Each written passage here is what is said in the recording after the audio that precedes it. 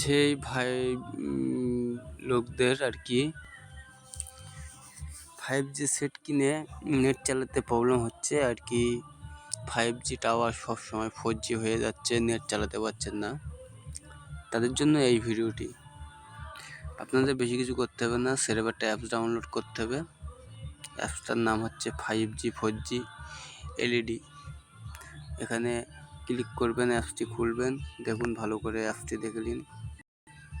এই যে না, এই যে হচ্ছে অ্যাপসটি, ঠিক আছে। এই অ্যাপসটি ওপেন করবেন। जिस तरह रोज सूरज निकलता है করার পরে অ্যাক্টিভেট, আর এখানে ক্লিক করবেন।